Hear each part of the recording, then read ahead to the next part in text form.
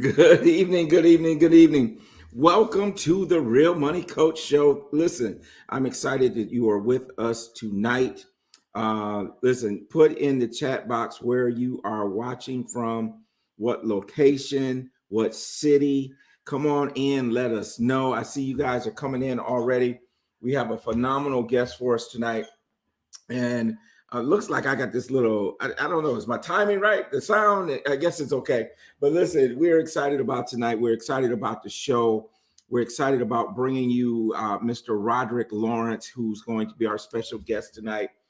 And if any of you happen to catch the podcast or the radio show, you know that we are in for an absolute treat. Listen, I see y'all coming in. We got Kimberly McGuinn right here from the Queen City. We got Dr. Bonita Harris from Charlotte as well. And we have somebody from Macon, Georgia.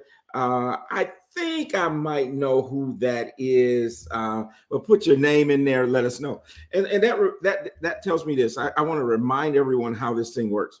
So if you're watching through a particular Facebook group, like our particular Facebook group, it may not necessarily pick up your name because that is a private group.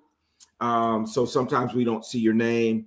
The other thing is that we did get a notice right before we went on air tonight that there are some issues on the LinkedIn side. So if you are watching via LinkedIn, we may not see your comments. But for everything, if you want to jump over to YouTube, that works perfectly fine. And we're excited about the show. I figured that was you, Jarius. It said Macon, Georgia. I figured that had to be you, my brother. So glad to have you. Jarius was also in our masterclass last night, which let me talk about that real quick. Dante, if you want to bring that up. So the masterclass, folks, is going very, very well. Last night, we had a great course, a great class. The masterclass, Increase, Protect, and Dominate Your Money, is based off of the book, of course, based off the book, my book, Increase, Protect, and Dominate Your Money. Last night was the second class of this round of the masterclass, in which Chapter 2 is titled Risk and Rewards of the Stock Market. And so we really were just talking about the stock market and like it says, risk and rewards, how to determine your risk, that type of thing. So it's wonderful. The masterclass is absolutely free. Please feel free to just register at ipadevent.com. If you don't have the book, let's have you order the book. If you're listening tonight and you order your book tonight, go ahead and use the promotion code IPAD100. That's IPAD, all caps, 100. I think we have a ticker on that. Will probably run. But IPAD100 will get the book for you absolutely free. Absolutely free. I want to thank Deidre Boros from Miami, Florida is with us tonight as well. So we're all over the country, right? We're all over. Thank you for being here. Thank you for participating. Thank you for following the Real Money Coach. And, we just want to get information out to help you in your personal finance, creating generational wealth, all these types of things. That's our priority. And so I don't always remember to do this, but I ought to, and that is to let you know how you can schedule a free consultation with me. It costs you absolutely nothing. Deidre and some other folks here will let you know I do not bite, do I? So I just try to do my very best to give you great information for you to make decisions on.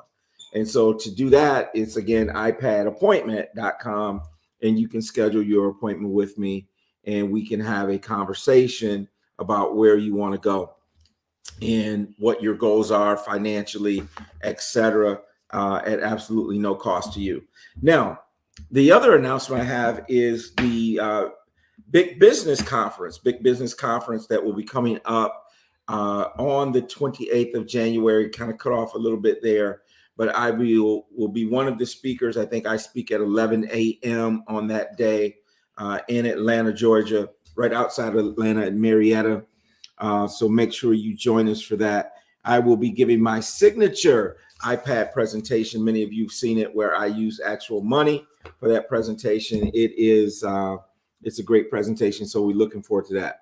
Now, this is the thing I want to, well, let me do it. Let me not keep talking about myself. Let me bring on the co-host, right? Let's bring on Michelle Mitchell Consulting. Michelle, how you doing? I'm good. How are you, Tony?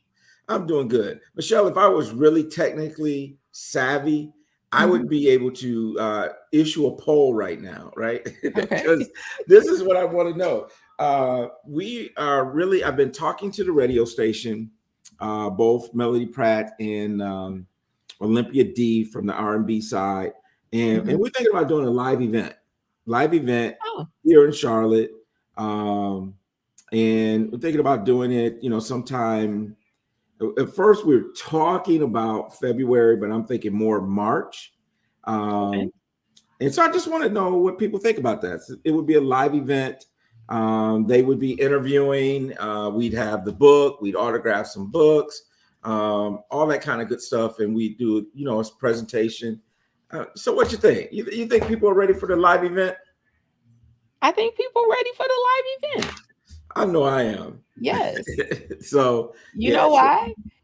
Because there haven't been many of them. right. So people miss them. People do Yeah. miss them. And then Hmm. my baby will be kind of healing up by then, right? Yeah. Yeah. So yeah.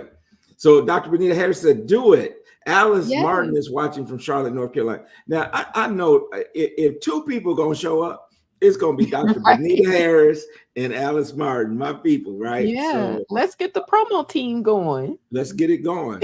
Let's get it going. So really thinking about doing that. I'll talk to him again about it tomorrow when I go to the radio station. But I'm ready. I'm ready. All right. And we were going to do a book launch when we did it Yep. last year. We're going to do a live, but we're still in the middle of COVID. So we ended up doing the virtual book launch, which was what I mean, I It couldn't was ask great. for any better. Mhm. So kind of, we're thinking about just doing another kind of launch. And doing it live. So Go for it. yeah, I think so. Yeah. I think it's time. It So is. so Michelle, yesterday was MLK Day. Yes. Any did you guys do any MLK events? Actually, we worked yesterday. I So did a I did little not. work. I I did a did little work. not. I didn't do a Um, lot of work, but I did do a mhm. little work. No, I had a full day yesterday because it is year end for us. Absolutely. Um, we do honor Dr. King, and he was like a very important imagery in my household growing up. So I do honor that, and I'm like, I wish I would have at least gone to the luncheon yesterday, but But see, when we grew up, Michelle, there was three people's picture on the wall.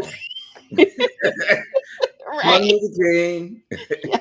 JFK, and Jesus, right? Yeah. Those were the three pictures that were on the wall, right? Right Yes. by the Mhm. wooden spoon. Right. Part of it is Right? The wooden spoon yeah. and the wooden fork.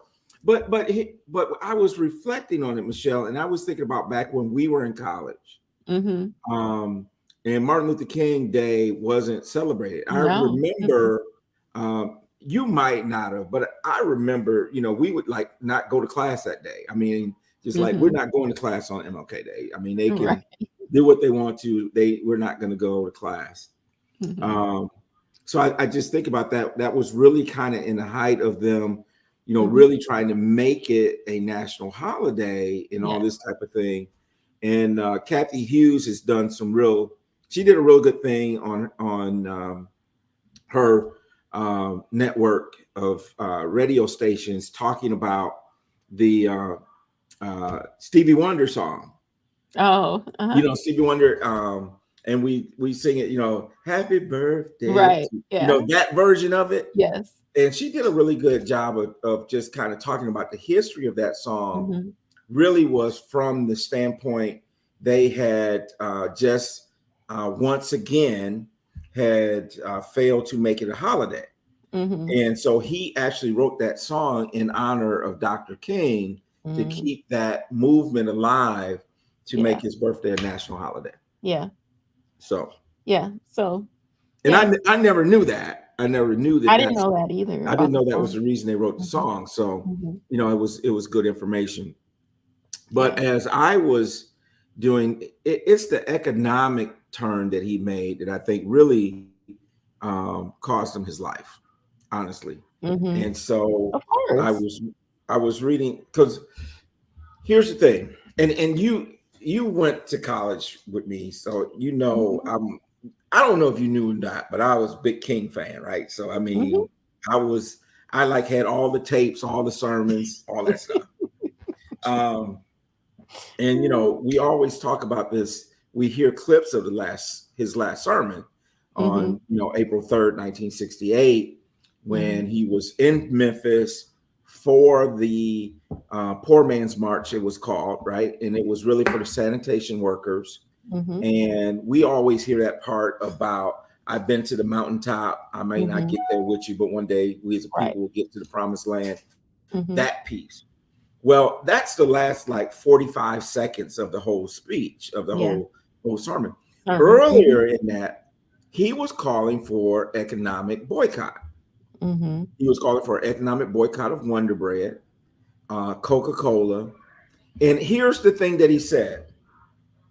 He urged everyone in the audience to go take their money out of the bank, out of the Mm. white banks, and put it into the black bank. Yeah. Okay. And then he urged them to buy insurance with the black insurance companies. Mm-hmm. So that was all part of that speech prior to the part that we hear all the time. Right. And Yeah. so I really do believe that the economic um, agenda that he had was the reason why they said, okay, we need to get rid of this. Right. So I'm But just he very, had too much power. he had too much power, He had too too much much power. power, too much Well, political influence, mhm. um, and one of the Yeah, quotes that I I was would say influence, not power. I mean, influence. he did have power, but I would say it was more influence. Yeah. Yeah. Mhm. And then I was reading the quotes at least yesterday, that one of his quotes was, he said, "What good is it to integrate the lunch counter if the black man don't have money to buy a hamburger?" Mhm. Yeah. Right. So all that's just, I don't know, and we have to think about it. And in that same speech that I was talking about, he had mentioned that the black, right, and of course back then we were using the Negro dollar. If we put it all together, we would be like the 8th largest nation on Nation. earth. Now, I'm Mhm. not talking about the whole African diaspora. I'm talking about just Americans, Mhm. that we would Yeah. be right above Canada in terms of gross national product.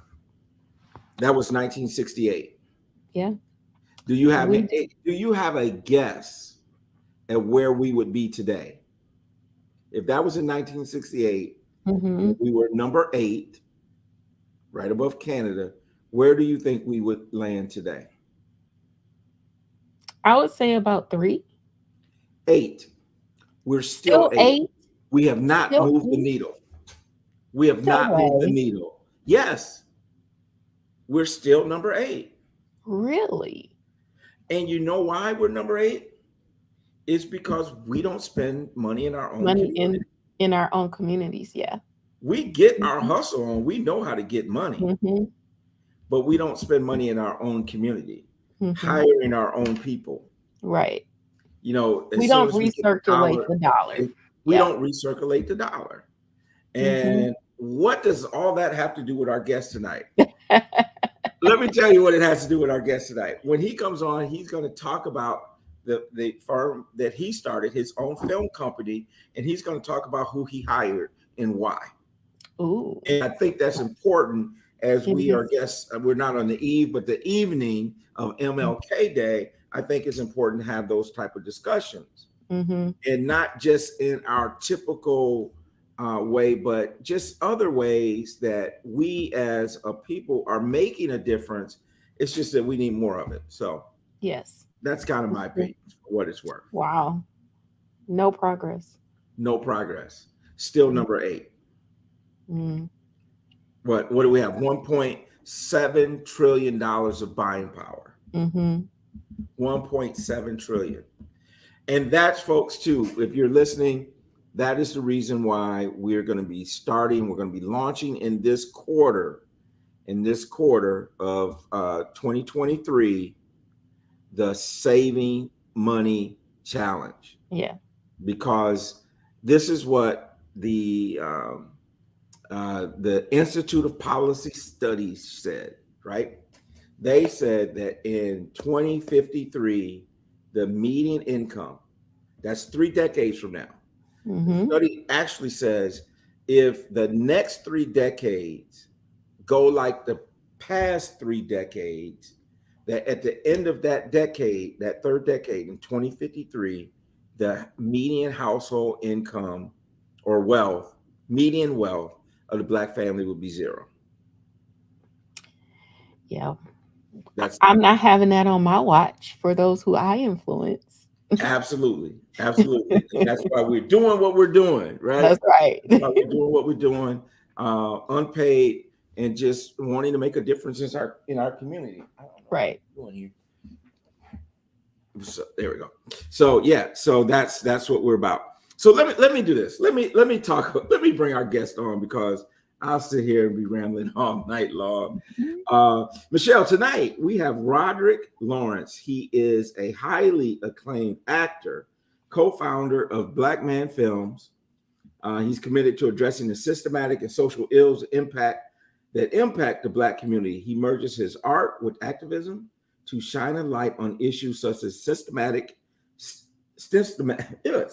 racism, relationships, mental health, and various other topics focused on Black men and women. He enjoys weighing in on the social political issues.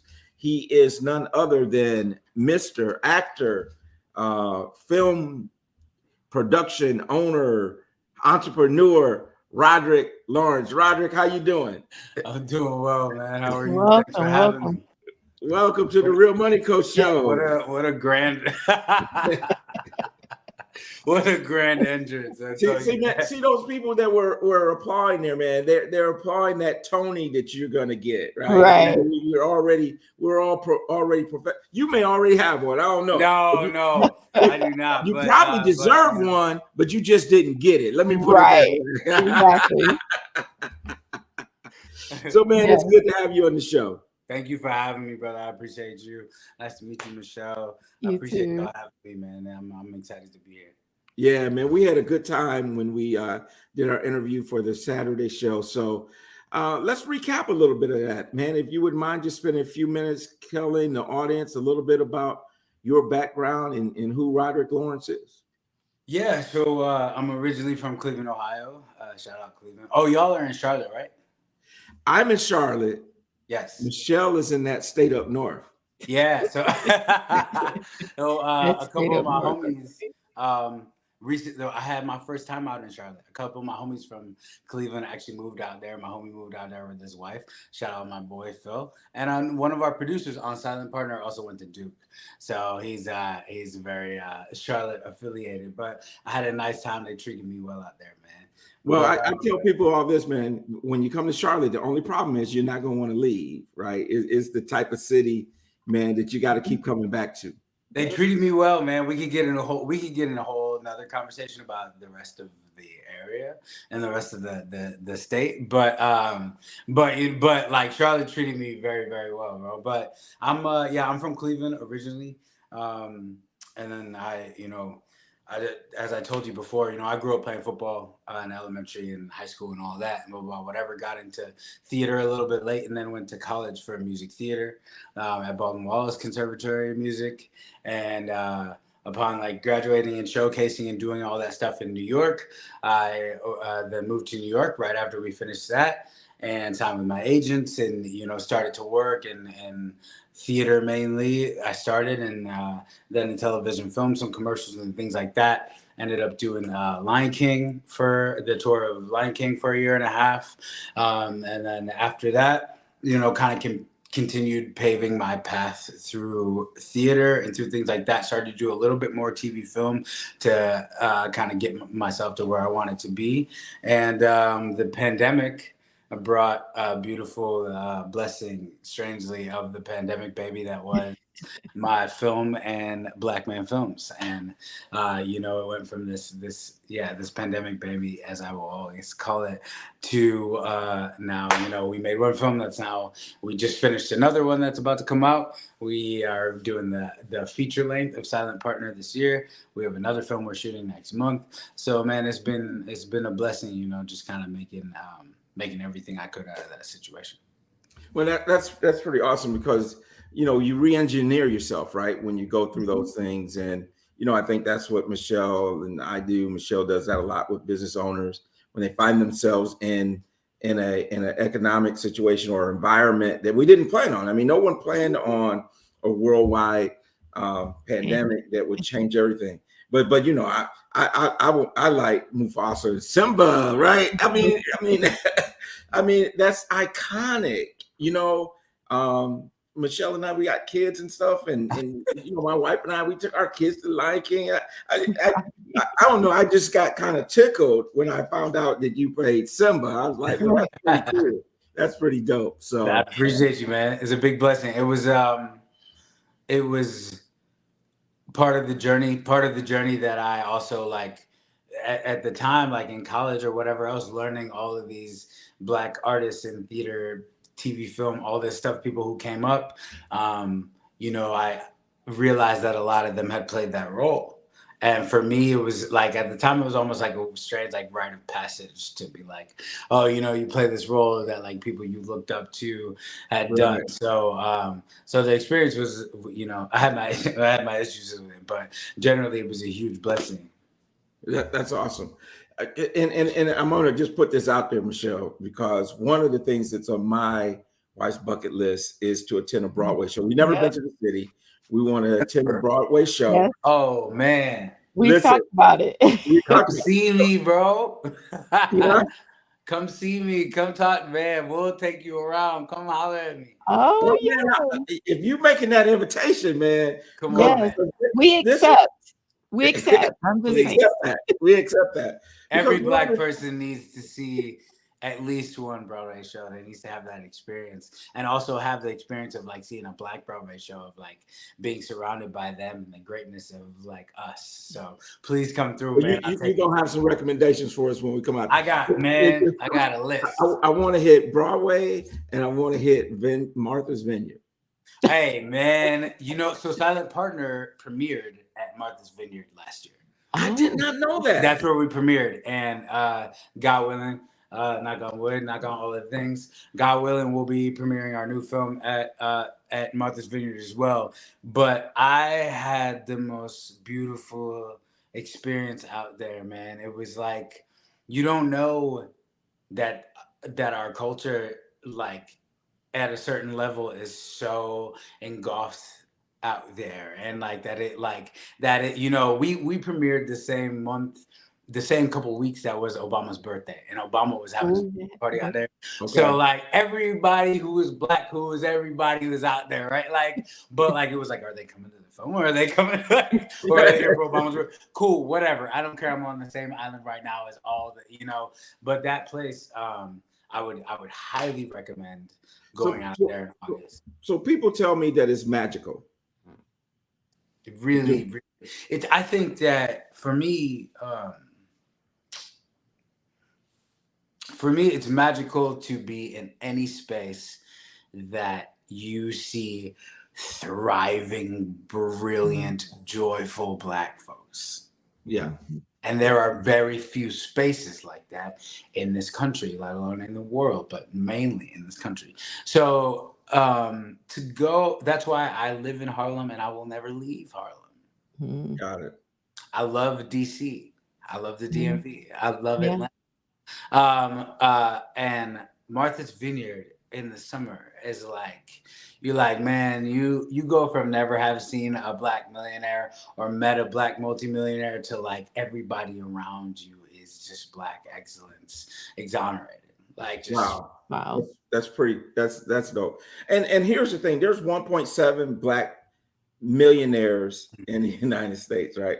But the problem is there's 17 million, period. I mean, we're only like 8%. yeah. You know, so we're a very small number. And so I was just having a conversation with someone earlier today, and we were talking about Martha's Vineyard, not knowing that Silent Partner had premiered there. Mhm. So Michelle has been talking about Silent Partner. I've been talking about Silent Partner. Yeah. Tell the audience, what is Silent Partner?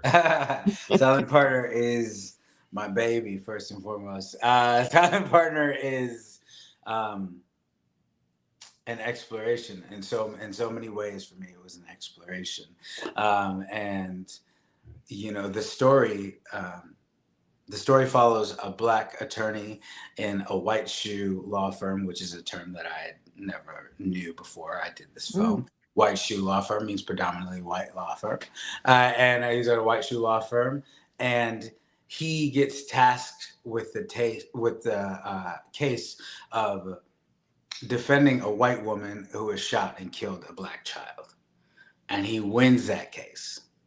And because he wins that case in that law firm, he gets promoted to partner, which is what he believes his dream is.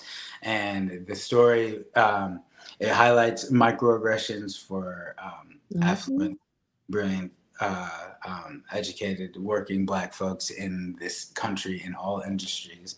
And it also begs the question of, what am I willing to sacrifice to get my dreams? You know, which is always like, those things are mutually exclusive for us, unfortunately. Sacrifice your dreams and your goals, you know. So it was an exploration in that. It was an exploration in, like you said, you know, hiring all Black folks to make sure that we represented our story. It was an exploration in, if my gifts as an actor can help me at all produce a story. It was an exploration in all that stuff, man. So Michelle, I'm interested because we got a chance to see got the sneak to see the 16-minute short film of it, right? It was deep to me. It drew me in. I was like, I could feel the battle that was going on with you as the attorney. Michelle, what was your thoughts on it? Man. Okay, I was with the wife. Like, man, another shout out. The silent treatment that she gave. Everything. Another she shout was like, out. I have no words. Yo, that's Carry On. She is the best that I know in the business of acting. She is a phenomenal queen in every bit of the piece. Like, you'll notice, like, through the whole thing, I'm just gonna keep shouting folks out. Like, I don't care if I do like 300 interviews, I'm still gonna be like, shout out my peoples, you know, whatever. But so, like, yeah, shout out Kara. She was nominated for a Tony last year. Oh wow. Hopefully we'll be nominated for another Tony, knock on wood and things. But she not only was the character written, I believe, in authenticity of the strength of a Black woman, which we found, strangely enough, even though she doesn't say that much, I think what we found out, because at first we were like, oh, are we just a bunch of brothers like writing a thing about Black people and the Black woman doesn't talk? Are we misrepresenting our queens? So there was power in her silence. There was power. There is power in her silence.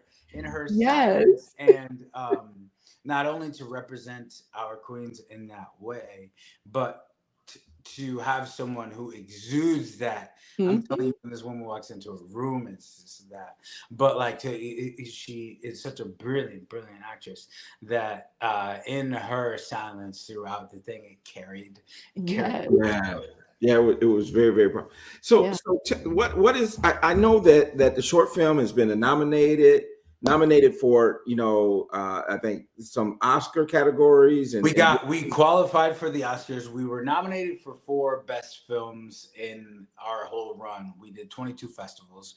We won best film, I believe, 2 times, maybe 3 times. My producers are going to be whatever being about that. I believe we won best film a few times. We won best director, Aristotle Torres, brilliant brother. Also, shout out Aristotle. He has a new film coming out, premiering at SXSW.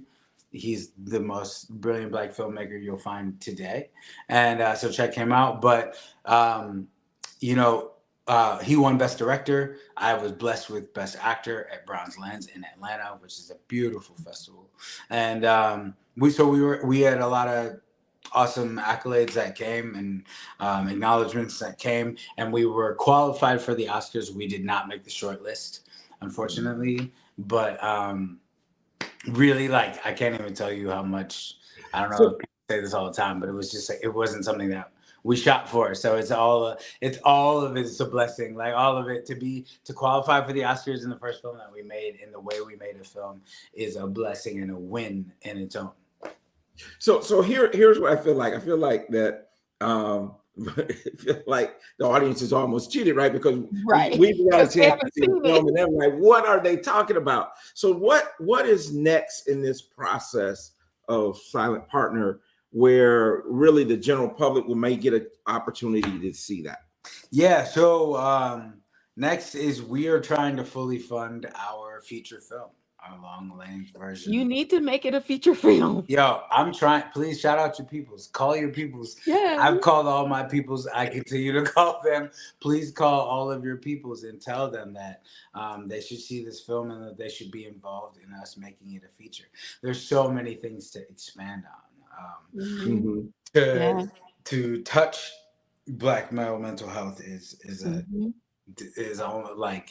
blasphemy towards the issue. To touch microaggressions in the Black community workplace, so many of those things, to touch the way that those microaggressions and the way that your work life affects your love life and your home life, and to touch like what Black women go through during pregnancy.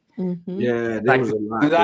There's so many things that I think need to be expanded upon, but we were blessed to fit as much as we could in that. But yeah, right now we're really just about making this feature happen. We're trying to shoot it towards the fall of this year, and hopefully, God willing, that all works out.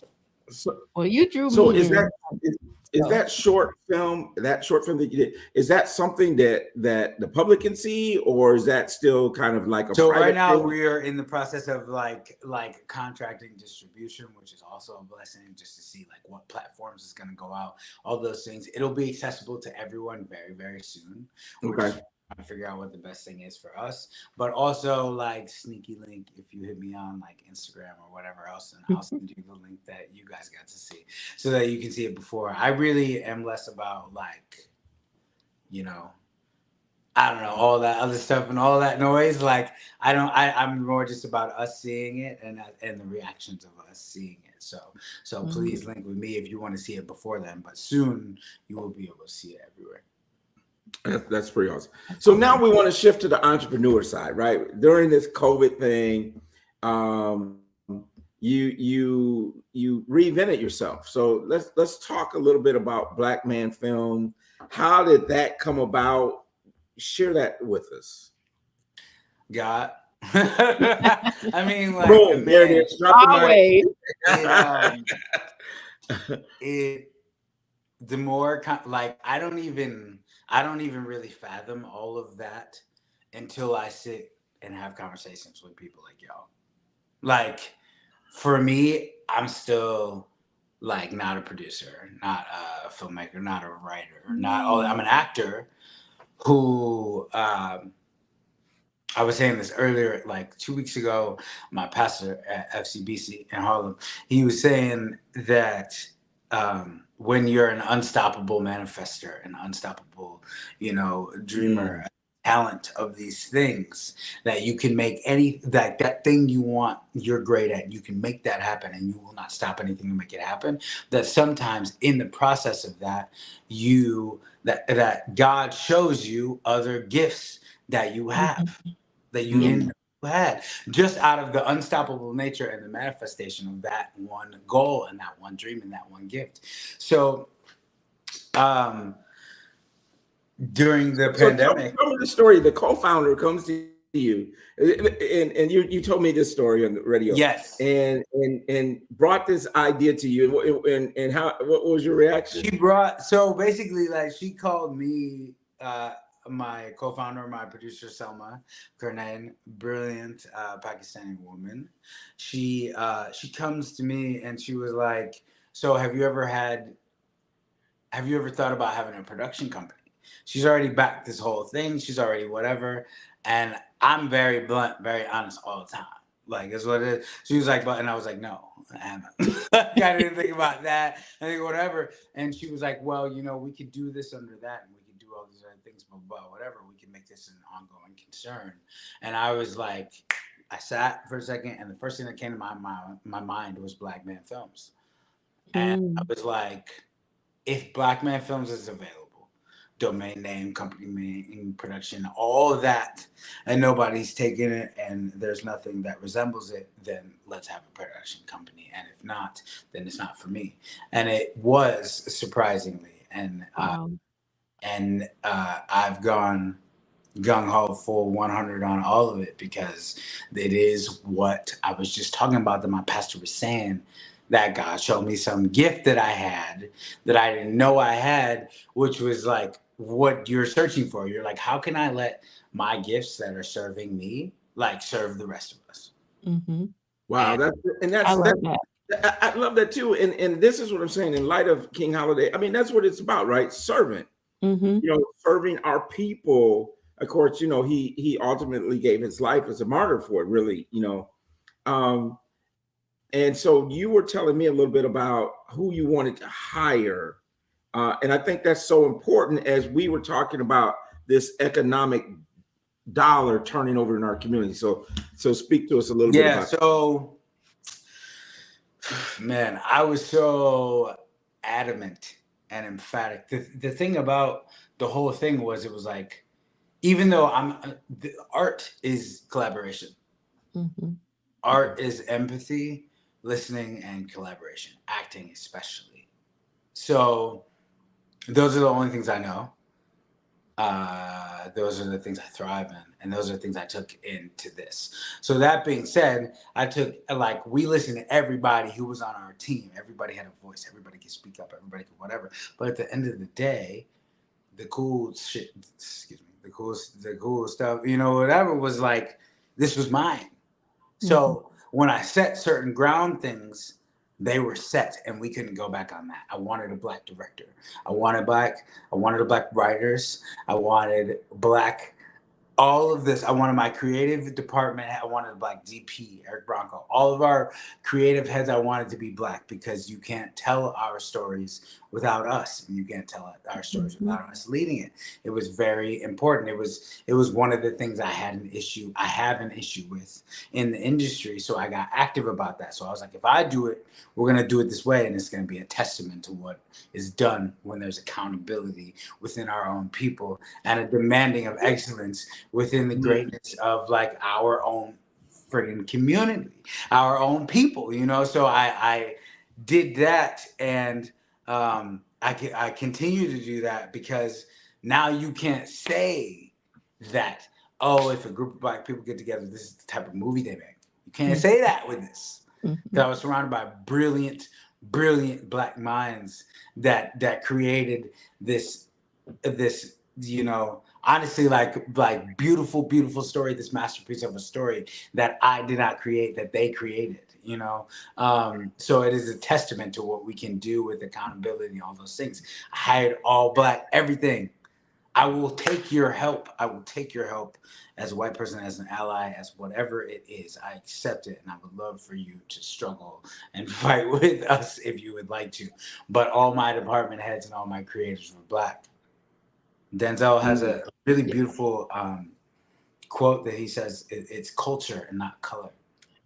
I was just going to say that. It's my favorite thing, and that's why he did Fences, all black brave team. It's culture, not color. So if you have an issue with the color thing, fine. That's actually not what I'm talking about. I'm talking about culture. Right. Wow. And you know what and I was, as you were thinking about it, one of the things we talk about in terms of generational wealth is like, you could be the bomb actor, right? You could be the bomb actor, but you can't leave your acting roles to someone else. You can't turn those over to a relative or friend or someone who can't act and say, now you're going to replace me as an actor. But as a business owner, as the owner of the enterprise, you can now say, you can leave that as a legacy for generations to come. You know, Matt Black Man Damon Films has no expiration date. Matt Damon and Ben Affleck wrote Good Will Hunting. Take that. Like Matt Damon and Ben Affleck, who starred in it, that thing, they own it. All of that. Right. And we don't have that. And there's a lot of reasons for it. And I might not be able to solve all of them, but I can take care of a good majority of them, or at least fight for the things that I have. I know where my strengths are. My strengths are as an actor. I don't step on the strengths, right? I grab, greatness that sees those things. But yes, like we should be able to pay. My brother just had a baby. Shout out Evan Williams Jr. Evan Ingram Jr. Man, that's my little guy. But my brother just had a baby. Like, we should be able, through our gifts, to have generational wealth and pay. Like my brother, who's a doctor, who will be fine taking care of whatever he needs to take care of. But what if he didn't? Like, what if like his kid's college was paid for? Right. How are him and his wife doing? A lot of these people, man, they have had this for so long, and on such epic scales that we have not realized. Right. It isn't that they just had it, but like you mentioned, on this scale that is tremendous. And that's what we're after, man. We're and we don't hate on anybody. I don't hate on anybody for what you have. I mean, you should, right? I mean, and we should too. But we got to start having these conversations. We got to start having these type of businesses come up, because there's so many different businesses, so many different things that we are so excellent at, but we need ownership, right? Unfortunately, like the Black community, because we are so scarred and it is so documented how scarred we are, we need examples. Yes. Yeah. We need people that are willing to sacrifice certain things, but people who are willing to sacrifice certain things, who know that they can endure it to get through, to show us that we can do it. Because I had a conversation earlier today, and somebody was like, they were like, yeah, man, even when we're rooting for us and we're real hyped and we do support us and whatever else, there's that thing in our mind that it's like, oh, they're not gonna make it. It's not gonna work out. So like, like, we need the examples of us doing that, and not because we're weak, not because we're whatever. It's just like, it's math, bro. Like, it's math, y'all. It's like, it's literally like the this plus this for us equals this thing, and it's documented. So like, we need to have, and not calling myself any kind of visionary, nothing like that, but like, I thought somebody today brought up, I'm not your Negro, in a conversation I had, and that's James Baldwin, or any of these people. Like, we need these visionaries, and we need like other people who feel like they can do those things to study those visionaries, and then to go out on a limb and losing everything to get everything. And once a few of us see it, then we hop on. Like it doesn't take us a lot. Like you just talk about what we went through, man. We were reading you had a slave master reading you the white man's Bible, but you knew what like your Bible and what your Jesus said. And you believed in those things just because you had anybody who believed and showed you those things. Like it doesn't take very much. It just takes a few. So I think that a few examples for us to see. I want to ask this. We're approaching. We're getting towards the end. I have a couple different questions, and I'm trying to figure out which one I want to ask. But I'm going to start with this one. If someone is watching today and they feel stuck in their dream, right? They have a dream to do something and they feel stuck. What advice would you give them tonight? Good question. Great question. Mm-hmm. As you can hear, and as I'm probably being a broken record, and at this point, I so strongly believe in us. And at the same time, I'm a cynic. I will tear you apart in what I do. What I do, I take very, very seriously in everything. I'm also obsessed with being the best at whatever I do. So like anything I wasn't that good at in my life, I'm like, that's not for me. So people are like, oh, you're really good at a lot of stuff. I'm like, no, I just don't do things I'm bad at. All that to say, like, be very honest with yourself about where your gifts are. Lean into that. Lean into the feeling, lean into the passion, yes. But be honest about like if that leads you somewhere else or if that whatever it is, then that's very important. But I think being intentional about what you want and what you desire is everything. Like folks coming out here being like, I want money, I want to get bags, I want to get this, I want to get that. Doing what? Like doing like How? And what are your limits to do that? Yeah. And I want to, bro. So would you sell? intentionality. Well, this kind of goes back to the movie. Would you sell your soul? Would you sell your soul? But they will. Would you give up your unborn child to be part of it? I think that if your passion is instead of like getting money or being infamous or whatever else it is, being famous, whatever else it is, I think if your passion and your drive is set towards being the best at whatever you do, everything else is going to come. Yes. Love it. Because you can't be the best at what you do. You need to find something else. First of all, you need to find something else because that's not for you. But setting yourself at being the best at whatever it is you do, then God and the universe or whatever it is you believe, whatever God you believe in, whatever it is you believe in, will lead you on a path of this is how to get there. Because you're putting in the work as opposed to setting tangible goals that actually don't last you, which is the difference of generational wealth and wealth or being rich or whatever. Right. So I mean that's a very long answer. I apologize for it. No, that's good, man. That's good. Yeah. I mean, because it's like being passionate, being driven to be the best, to be your better self, to be the best at whatever you're doing. Be the best at it. Don't. And it's hard, bro. It's so hard. It's hard. It's so hard. Like I'm such an ass. Excuse me. But I'm like, man. I'm like, I have to check myself, my ego, my passion, my all of those things.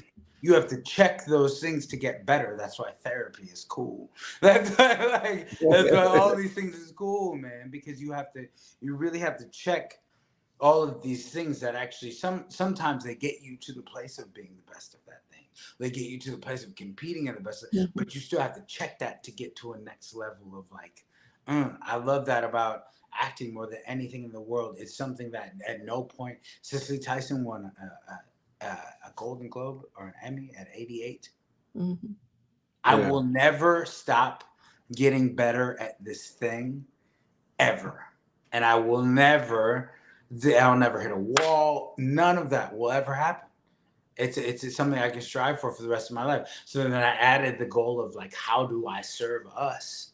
On top of that, even if I do get to a place that I'm fine with what I did in the business, you know, how do I better serve us? You know, man, like always said, like every time you get a dream, you get a goal. I promise you. When I got Simba, man, I was like, bro, I was talking about this since I was 18, right? I was talking about this at 18. I'm 24. We're done. We're good. Nah, bro. I'm 2 months in, and I'm like, what's next? Yes. What's next? What's next? It's the passion that drives It's you. the passion. Yep. Yep. And when we lose our passion for what we're doing, we need to do something else. Yes. Yes. When we lose that drive, and we need to do something else. I think it's so important because I like I said, not just being very familiar with your industry, but I think it's like many others, right? Where we have all of these roadblocks, and sometimes our road tends to be harder than others, and so we have to persevere through some things in order to continue to be successful. So, what's next for you? I mean, because I and you probably don't even have time to even answer that question tonight, right? Because I just feel your passion. But what I want people to do who are watching, I want them what I want them to pick up from tonight is listen. Number one, chase excellence, right? Be excellent at whatever you do. And I think the other thing that I'm hearing from you is, in the business world, we'd say continuous improvement. But I think you're always striving for the next level. Yeah. And so have you thought about what's next for you? Man, I'm so far from where I want to be that there's such a path to get there. And I'm trying to just stay true to myself. And so that when I do get there, because I will, I promise you that, because I will, I want to be happy with who I am and who I served and the way that I did it. And I want to be able to enjoy it when I get there. I'm working on grace. I'm working on helping myself be better to myself throughout the transitions and throughout the hardships. But, you know, technically, we got another film that's coming out real soon, man. Huge blessing. Agents, and they're wonderful. I got we're doing the feature of this. You know, when I sit and I'm like, oh, take your insanity from and take it apart from the reality for 2 seconds and let yourself know that you 10 years ago would be obsessed with you right now. You know, that instead of me constantly being like, I am nothing what I want to be, man. Enjoy the process. I hate when people say that. It's like you have to. I say it to people like I literally say it aloud and I can't follow it. That's honesty. That's God. That's truth for you. I don't do well with like when people talking about working on grace, working on all these things. Honestly, like my cynical answer is like I don't give myself grace. How am I supposed to give other people grace? So yes, enjoy the process, man. And because when I sit down and logically go through it, I'm very grateful and very blessed for the things that are moving in my life and the way that they've moved in my life and me slowly but surely becoming the man that I would like to become, that I thought I could be, than who I was. So it's hard, but like take a second and breathe and like be grateful for the things that are happening instead of always being like, man, I'm not what I want to be. Because I'm right. Yes. So at some points we have to. Paul said this. He said, I learned how to be a base and I learned how to be one. So I learned how to be grateful for where I am and what I have and what God has done for me but at the same time, I'm pushing towards the mark, right, Right. of a higher calling. I'm pushing towards being the best that God has for me, to being the best that I could be for Him and for the community and the people around me. And so I love that, and I think sometimes we can be so driven, right? We can be so driven that we have to stop and just smell the roses along the way, right? Yeah. But here's the thing: is that we don't come to a halt. Never. Right. We don't Never. come to a halt. We're still striving and that type of thing. So You just never like, I'm trying to figure out, like, I just learned by someone calling me out that God's gifts, like, to me weren't just mine. I just learned this. Mm. I'm telling you, in the past 6 months to a year, I just learned this. So Revelation. they're supposed to be used for everybody else. yeah, I thought that they were supposed to be used for me and the generational wealth of me and my sister's babies and my brother's babies and my parents. That was it. I was done. That was my shield of, like, once I get to a point where I can take care of all this, we're good. I did everything that whatever is. That's where that whole that God laughs at your dreams thing comes around. You Well, thought you wanted this all is, this, but that ain't nothing compared to what you're about to get, man. Roderick, this is the thing, man, that I can't wait to see what God does with your life. Appreciate it. Because these revelations that you're getting, I believe come from God, and I believe that we say it in scripture, right? Ears have not heard, nor eyes have seen what is in store for you, especially when we get that revelation that I'm not here to be blessed, but I'm here to be a blessing. So the blessing doesn't stop with me, it flows through me. And when we can get to that point, man, look out. The world and what the we can do. culture of everything is meant to hold us down. It's meant for us to be smaller, us as in Black people to be smaller than we're supposed to. So if you spend most of your life figuring out what your blessing is, how are you supposed to use that to help somebody else? Right. It's hard, man. It's a real thing. It's not like I'm grateful that I had the revelation in the way that I did. And a lot of my revelations hit me harder because I run into some wall that I thought I knew whatever, and it shows me that I didn't. But yeah, man, that's where grace comes in. We're set up to be smaller than you are, as great as you believe you are, Tony, and as great as you believe you are, Ms. Michelle. There's still some blocking there that's blocking how great you're actually supposed to be. So then you finally get there, and now we feel like we can help other people. So I think it's just if we can get the message that actually our blessings along the way are supposed to bless everybody else, then we're not. It's not so much like, well, you can't eat if I'm eating. Right. Awesome. Wow. Well, man, I just want to say again, thank you for coming through and sharing your experiences, and you have another story of someone who started a business in the midst of COVID, and how it's has been a blessing to you and others. I mean, just think about all those people who were part of the production that you gave an opportunity where they could work, where maybe they weren't working, maybe you were answer to a prayer that they had because of everything being shut down. And then all of a sudden, here comes Black Man Films, and they have an opportunity to give back and to earn and all that good stuff. So, man, just kudos to you, man. And we're going to take you up on that coming to Broadway. Yes. I am an advocate, the strongest advocate of anything, of doing what I say I'm gonna do. So y'all want to come out here? We're gonna show you a time. We're not just going to Broadway. We're gonna go. I'm gonna take y'all through Harlem. I'm gonna take y'all through whatever. We're gonna have a time.